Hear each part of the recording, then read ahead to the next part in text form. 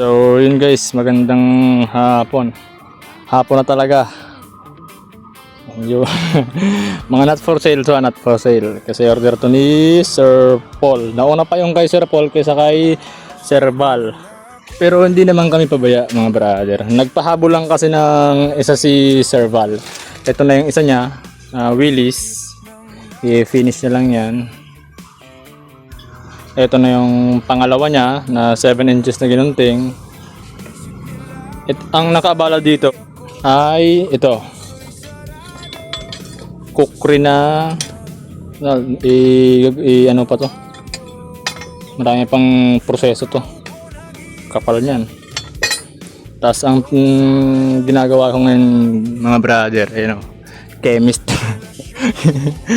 Hindi ako blacksmith ngayon, chemist muna. Nag-try tayong mag-epoxy resin. Tapos ito yung pinalabasan. Alam niyo ba yung hinalo ko dito? Mga alikabok ng marabikal. Tapos sari-saring kahoy. Halo-halo yan dyan. Mga alikabok ng barayong, marabikal, nislag, pang full tank. Kasi hindi pa gaano matigas. So 24 hours daw, pero yan 24 hours na. Hindi ko pa rin ramdam yung matigas na rin, pero hindi pa rin gaano. So balik tayo dun sa sa blade. Yung mga barena ko pala. Yan yung mga silbi. Mga yan. So yun, balik tayo dito kay Sir Paul. And parehas niya ipinaka-idex, 'di ba? Alam niyo naman, alam niya na beginner ako sa pagka-idex ha. Hindi talaga ako biyasa, guys. Tinuruan na ako ng YouTube.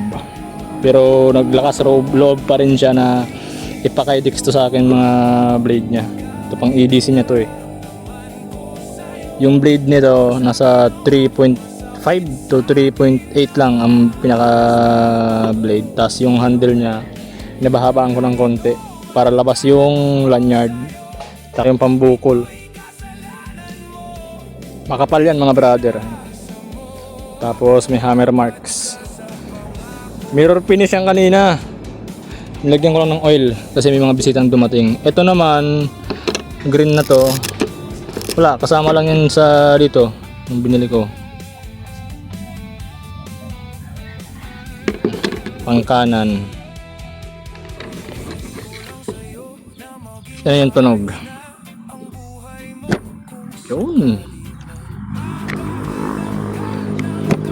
Ang maganda kasi sa Kydex guys, maganda ang Kydex kung gagamitin talaga. Pero kung pang display, mas na-appreciate ko hindi ko sinasabing lahat. Mas na-appreciate ko yung mga organic like sungay, kahoy. Ito mahaba to, diba? Beginner tapos tumira ng sagad sa Kydex. Kasi ang pinakasagad guys sa Kydex is 10.5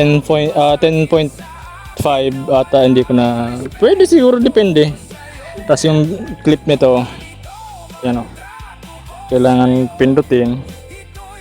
Sponsored lang din to. Yan, pasok. Tapos pagpapasok ka ng belt, pwedeng alisin, pwedeng hindi na. Yan, tapos maglalagay ka ng belt. Tapos pasok. Ito naman may hammer marks din. Pati yung spine, hindi ko na inalis. Diba? Kasi alam ko guys, talagang gagamitin niya to pang all around. Tapos ang gusto niya para yung scales. Ito nagpasiguro lang ako dito sa mga pins niya. Tapos may leather din niya na spacer para siya yung sasalo ng impact. Alam ko ipangaharabas to kaya ni-ready ko na yung edge. Tuwid yan. Yung dalawa na to, umubos to ng 2 belt sander na bala. Ito naman, yung maliit na to, wala yang micro bevel. Sobrang talas nito guys.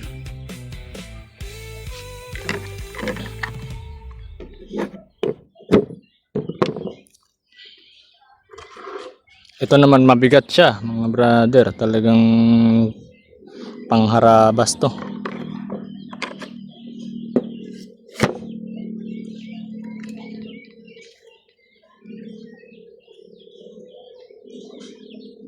So yun. Ito wala yan, velcro na yan. Gawin natin patungan. Yan. Yan siya mga brother kay Paul. Shoutout sa iyo and yun. Tapos yung build natin. Pinaka-Kydex ba?